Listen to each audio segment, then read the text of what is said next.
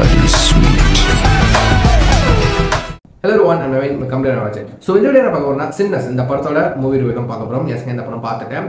So, பாத்ரூமா வந்து so review முன்னாடியே பண்ணிருக்கணும். கொஞ்சம் வேலை காரணத்தினால டிலே ஆயிடுச்சு.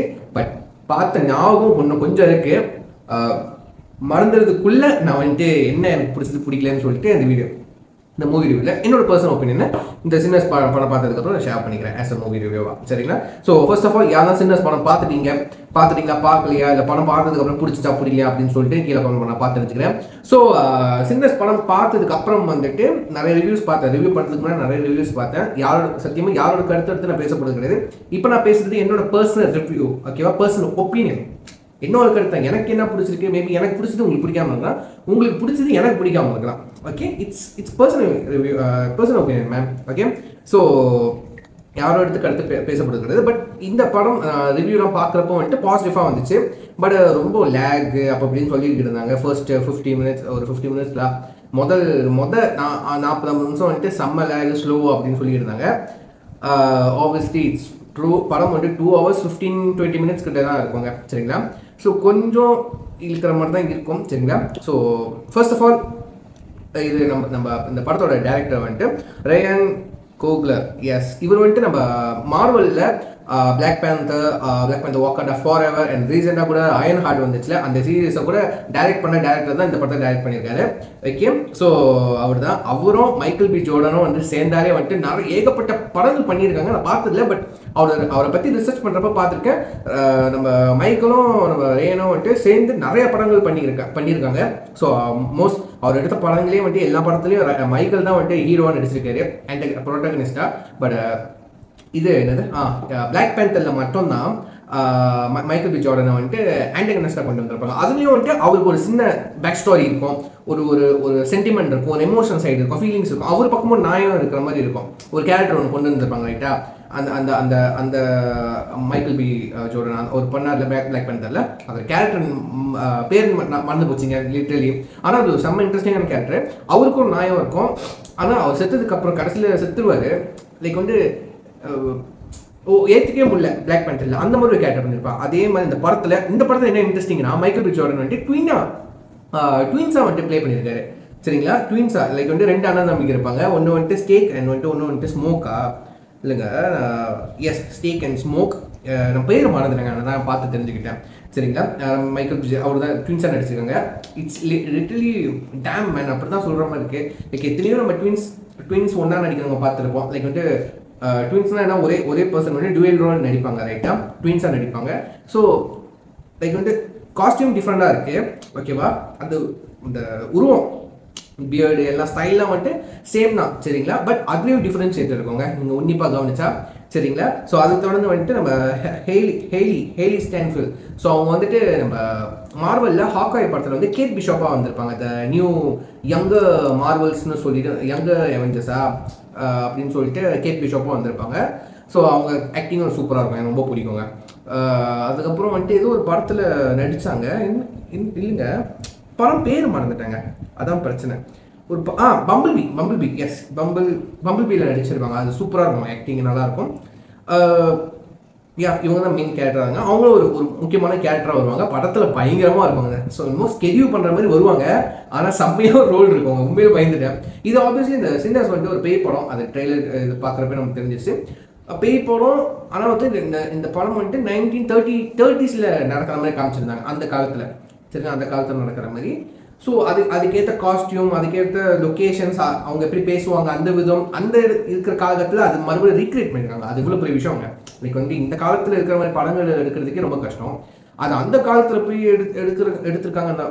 அந்த காலகட்டத்தில் நடக்கிற மாதிரி எடுத்திருக்காங்க, 1930s நடக்கிற மாதிரி. ஸோ அந்த டைமில் என்னென்ன விஷயங்கள்லாம் காம்ப்ளிகேட்டடாக இருந்துச்சு, ரேசிசம் இருந்துச்சு, அதெல்லாம் வந்துட்டு அங்கங்கே இருக்கும். ரொம்ப ஒரு மாதிரி நான் கமெண்ட்லாம் படித்து பார்த்தேன். ஸோ ரிவ்யூலாம் பார்க்குறப்போ வந்துட்டு ரயன் கோக்லர் வந்துட்டு என்ன சொல்லுது, ஹாலிவுட்டோட மாரி செல்வராஜ் இல்லாட்டி பா ரஞ்சித் அந்த மாதிரி சொல்லியிருந்தாங்க. ஏன்னா நம்ம தமிழ் சினிமாவில் பார்த்துருப்போம் நிறைய ரைட்டாக. மாரி செல்வராஜ் சாராக இருக்கட்டும், அவர் எடுத்த பரியரும் பெருமாள், என்ன மாமன்னன், கர்ணன், ஸோ அதெல்லாம் வந்துட்டு ஒரு மாதிரி இந்த ரேசிசம் அந்த மாதிரி இருக்கும், இந்த மேல் ஜாதி கீழ் ஜாதி அந்த மாதிரி இருக்கும் ரைட்டாக. அதே மாதிரி தான் பாரஞ்சித் சார் படமும் அப்படி தான் இருக்கும். லைக் காலா கபாலி ரைட்டா, அந்த ரேசிசம் இருக்கும், மேல் ஜாதி கீழ் ஜாதி, மெட்ராஸ், ஓகே, அவர் எடுத்த படங்கள்லாம் அப்படி தான் இருக்கும். லைக் அந்த ஒரு டெம்ப்ளேட் அது வந்து வாண்டட்லி எப்படி இருக்கணும், அங்கே அவரோட சிக்னேச்சர் அந்த மாதிரி சொல்கிறான், ஒரு சிக்னேச்சர் அந்த டெம்ப்ளேட் இருக்கும் ரைட்டா. ஸோ ரயன் கோகுலரும் அந்த மாதிரி தான் இருந்துச்சு. லைக் வந்து இந்த படத்தில் வந்துட்டு யாருன்னா வந்து பிளாக் பீப்புள் இருக்காங்களே, அந்த பிளாக் பீப்புள் பார்க்குறாங்கன்னா அவங்க செம்மையாக கனெக்ட் ஆகும். ஏன்னா வந்துட்டு அவங்க எவ்வளோ ஸ்ட்ரகிள்ஸை தாண்டி எவ்வளோ லைக் வந்து ஒதுக்கப்பட்டவங்க மாதிரி அவங்க நடத்தியிருக்காங்க ரைட்டாக. ஒரு அடிமையாக நடத்தியிருக்காங்க அந்த காலகட்டத்தில் 1930s. ஸோ அதுலேருந்து லைக் வந்துட்டு அவங்க கம்யூனிட்டிக்கும் வந்துட்டு ஒரு தனி ஃப்ரீடம் வேணும், தனி ஸ்பேஸ் வேணும்னு சொல்லிட்டு இந்த குவீன் கேரக்டர் வந்துட்டு ட்ரை பண்ணுவாங்க. இவங்களும் வந்துட்டு நல்லவங்களாம் கிடையாதுங்க சரிங்களா. எது செஞ்சாலும் ஒன்றா தான் செய்வாங்க. ஆக்சுவலி வந்துட்டு அவங்க கொள்ளடிப்பாங்க லிட்ரலி. அதுதான் அவங்களுக்கு தொழில்னு சொல்கிறத விட வந்துட்டு லைக் வந்துட்டு அதுதான் அவங்க வளர்ப்பே மனசனுக்கு, ஓகேவா. ஸோ என்ன சொல்கிறது, அது அந்த காலகட்டம் வந்து World War I அந்த டைமில் நடந்தது, ஓகேவா. ஸோ அதில் எப்படி ரேசிசம் அதை கொஞ்சம் டச் பண்ணியிருப்பாங்க. அது எனக்கு எப்படி வார்த்தையில் சொல்கிறதுன்னு தெரியல, அது ஒரு எமோஷன் இப்போ படத்தில் கொஞ்சம் சீன்ஸ் பார்க்கும்போது தெரியுது, நம்மளால் கொஞ்சம் ரியலைஸ் பண்ண முடியுது அந்த டைமில் எப்படி அந்த பிளாக் பீப்புள் தான் வந்துட்டு கொஞ்சம் கீழ்த்தனமாக நடத்தப்பட்டிருக்காங்க, எப்படி பார்க்கப்பட்டிருக்காங்க அப்படின்ட்டுன்னு. ஸோ இவங்க இந்த ஐடென்டிக்கல் ட்வின்ஸ் வந்துட்டு நல்லது பண்ண போய் வந்துட்டு வெம்பயர் கிட்ட மாட்டின கதையாயிடுச்சு. அந்த மாதிரி தான் லிட்டரலி சொல்லி வரணும்.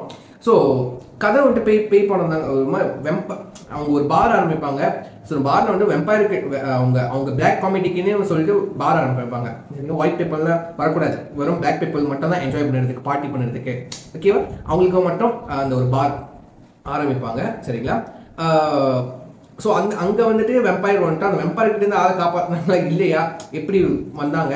ஸோ இந்த கதை வந்துட்டு 1930s மட்டும் நடக்காது, அப்படியே கட் பண்ணி வேற எதுக்கும் போகும் சரிங்களா. நீங்கள் படம் பாருங்கள், உங்களுக்கு புரியும். நான் எக்ஸ்பிளைன் பண்ணால் அது கொஞ்சம் எப்படி சொல்லுது, எக்ஸ்பீரியன்ஸை கெடுக்கிற மாதிரி இருக்கும், ஓகேவா. அது ஒன்றும் இன்ட்ரெஸ்டிங்காக இருக்கும். பட் த ஃபர்ஸ்ட் 15 minutes சொன்னாங்களே, 40 to 50 minutes, அது கொஞ்சம் ஒரு மாதிரி டைம் கொஞ்சம் இருக்கும் நம்ம கொஞ்சம் கதைக்குள்ளே போகிறதுக்கு. அது ரொம்ப அவசியம்னு நான் நினைக்கிறேன். சில பேர் கொஞ்சம் விறுவிறுன்னு எக்ஸ்பெக்ட் பண்ணிட்டு போகிறீங்கன்னா வந்து இந்த படத்தை அவாய்ட் பண்ணுறீங்க கண்டிப்பாக.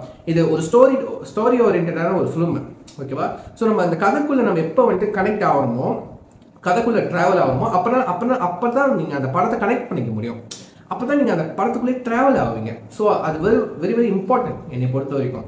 ஸோ நம்ம டைம் எடுத்து அதுக்கு தான் அந்த டைம் 40 to 50 minutes வந்து அந்த கதைக்குள்ளே நம்ம போகிறதுக்கு, அந்த மக்களோட அந்த பீப்புளோட நம்ம அவங்க எமோஷனை புரிஞ்சுக்கிறதுக்கு, அந்த ஃபீலிங்ஸை புரிஞ்சுக்கிறதுக்கு, அந்த ஸ்டோரி இந்த அளவுக்கு கொண்டுட்டு போகிறாங்க, அவங்க கூட ட்ராவல் பண்ணது தான் அந்த 40 to 50 minutes. It's very very important. So பொறுமையாக இருந்தால் பாரு, இல்லாட்டி ஸ்கிப் பண்ணிட்டு படத்தை பார்க்காத, இதுதான் நான் சொல்லுவேன், ஓகேவா. ஸோ ஃபர்ஸ்ட் எனக்கு அப்படி தான் தோணுச்சு. பட் அந்த 40 to 50 minutes கடக்கிறதுக்கு சவுண்டாக இருக்கட்டும், மியூசிக்ஸாக இருக்கட்டும், கொண்டு போன விதமாக இருக்கட்டும், விஷுவலாக இருக்கட்டும், அதுவும் முக்கியமாக வந்துட்டு நம்ம மைக்கேல் பி ஜோர்டன் இருக்கார்ல, அவரோட ஆக்டிங் பர்ஃபார்மன்ஸ், அந்த 2 ஐடென்டிக்கல் ட்வின்ஸு, ஓகேவா. அந்த மேக்கிங் ஒரு மாதிரி சர்ப்ரைஸாக இருந்துச்சுங்க. லைக் வந்துட்டு 2 பேர் இருக்காங்க, 2 பேர் பக்கத்தில் இருக்காங்க. இப்போ பொதுவாக வந்துட்டு மற்ற படத்தில் ட்வின்ஸ்னால் எடுத்துக்கிட்டிங்கன்னா நீ ஒரு சைடில் பேசுவ, தனித்தனி ஃப்ரேம் இருக்கும், இவங்களுக்கு ஒரு ஃப்ரேமு இவங்களுக்கு ஒரு ஃப்ரேமு, பக்கத்தில் நிற்கிறது வந்துட்டு அதே ஒரு மாதிரி கனெக்ட் இல்லாத மாதிரி தான் இருக்கும். லைக் வந்துட்டு அது போய் ஃபேக்குன்னு தெரிஞ்சிடும். பட் இந்த படத்தில் மோஸ்ட் ஆஃப் கட்டங்கள் சீன்ஸ் வந்துட்டு ஃப்ரேம்ஸ் வந்துட்டு 2 ட்வின்ஸும் ஒரே இடத்துல இருப்பாங்க, ஒரே இடத்துல பக்கத்து தான், ஆனால் இன்ட்ராக்ட் பண்ணுவாங்க, பேசுவாங்க, ஒருத்தருக்கு பேசுவாங்க.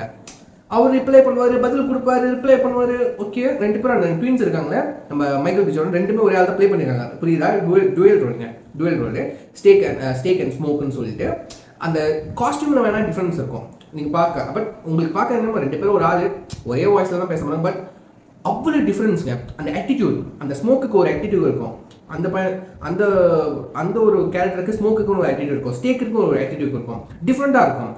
காஸ்டியூமில் எப்படி டிஃப்ரெண்ட்டாக இருக்கும், அந்த கேரக்டரும் டிஃப்ரெண்ட்டாக இருக்கும். ஒரே ஆள் 2 மாதிரி ப்ளே பண்ணணும்.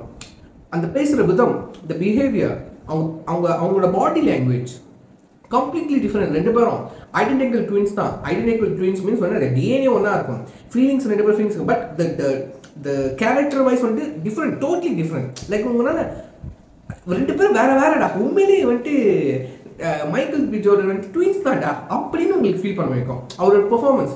அதுவும் நம்ம எடுத்த விதம் மேக்கிங் இருக்குல்ல அவ்வளோ அக்யூரேட்டாக இருக்கும், அவ்வளோ ரியலிஸ்டிக்காக இருக்கும். உண்மையிலேயே அந்த ரெண்டு ட்வின்ஸ் உண்மையிலே இருக்காங்க அப்படின்னு உங்களுக்கு தோண ஆரம்பிக்குங்க. இப்போ ரியல் லைஃப்பில் ஒரு ட்வின்ஸ் பார்க்குறீங்க எடுத்துக்கிட்டா லைக் வந்து உங்களுக்கு வந்து ட்வின்ஸ்னு தெரியும், ஒரே மாதிரி இருக்காங்க, ஆனால் அங்கேயும் லிட்டில் ஒரு டிஃப்ரெண்ட் இருக்கும். இவங்க ஒரு மாதிரி இருக்காங்க, அவங்க ஒரு மாதிரி இருக்காங்க, பட் ரெண்டு பேரும் ஒரே மாதிரி இருக்காங்க. அந்த மாதிரி தெரியுமா இல்லையா? அதே மாதிரி தான் இந்த படத்துலையும் மைக்கேல் பி ஜோர்டன் வந்துட்டு உண்மையிலே அந்த ஒவ்வொரு ஃப்ளேம்லையும் வந்துட்டு அந்த டிஃப்ரென்ஸ் பார்த்துக்கிட்டே இருக்கலாம். ரெண்டு பேரும் வேற ஆள், ரெண்டு பேருமே வேற ஆளுன்னு அப்படின்னு நீங்கள் அது ப்ரூவ் பண்ணிக்கிட்டே இருக்கும். ஒவ்வொரு கட்டமும் ஒரு காட்சியும் வந்துட்டு ப்ரூவ் பண்ணிக்கிட்டே இருக்கும், ரெண்டு பேருமே வேற ஆளுரா அப்படின்ட்டு. ஸோ அவங்க கொடுத்த பெர்ஃபார்மன்ஸாக இருக்கட்டும், ஸோ அங்கே சண்டை காட்சிகள் வரும், கொஞ்சம் ரத்த தெரிக்கிற சீன்ஸ்லாம் இருக்குது. R-rated தான் உண்மையிலேயே. ஆப்வியஸ்லி இட்ஸ் வெம்பயர் மூவி, வாயிலேருந்து பிளட்லாம் வருது, அந்த மாதிரி கொஞ்சம் கோரமான சீன்ஸ்லாம் இருக்குது. ஸோ பெட்டர் அவாய்ட் பண்ணிக்கலாம் சரிங்களா, யாருக்கும் அந்த மாதிரி சீன்ஸ்லாம் படங்கள்லாம் பிடிக்காதோ. பட் லைக் தமிழ் படத்தில் இந்த மாதிரி கான்செப்ட் பார்த்ததில்ல. பட் இந்த பேய் இந்த வெம்பயர்னு நம்ம தூக்கிட்டா இப்போ மாமன்னனே வச்சுக்கோங்களேன். மாமன்னன் இப்போ சில காமெண்ட்லாம் படிக்கிறப்ப மாமன்னன் லைக் வந்துட்டு பாலிட்டிக் வைஸ் ஒரு ஸ்டாரி இருக்கும், கீழே இருக்கவங்க மேலே இருக்கவங்க அந்த மாதிரி கீழ் ஜாதி மேல் ஜாதி அந்த மாதிரி இருக்கும் ரைட்டா. அந்த டெம்ப்ளேட் இருக்குது. சண்டை காட்சிகளும் இருக்குது, சண்டை காட்சிகள்லாம் இருக்கா இல்லையா. ஸோ அந்த மாதிரி தான் சிமிலர். பட் வந்து இது கொஞ்சம் ஹாரர் எலிமெண்ட்டாக கொண்டு போயிருக்காங்க. கொஞ்சம் இந்த வெம்பயர்ஸ் ரத்தம் தெரிக்கிற சீன்ஸு கொஞ்சம் அந்த மாதிரிலாம் கொஞ்சம் எக்ஸ்ட்ரா ஆட் பண்ணனால இது ஒரு கம்ப்ளீட்டாக வேறு மாதிரி இருக்குங்க, வேறு மாதிரி இருக்குது. ஆனால் எனக்கு ரொம்ப பிடிச்சது அந்த கருப்பினத்தை பற்றி வந்துட்டு அவங்க அந்த பெயினை கொஞ்சம் வந்துட்டு அவங்க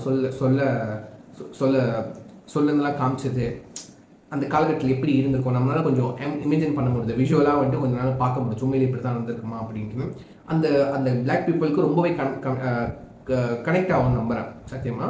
ஸோ கடைசி கட்டெல்லாம் கொஞ்சம் ஒரு இன்ட்ரெஸ்டிங்காக இருந்துச்சு, ரொம்ப எனக்கு பிடிச்சிருச்சு. அதை ரிவீல் பண்ண விரும்பல, ரொம்ப பிடிச்சிச்சு.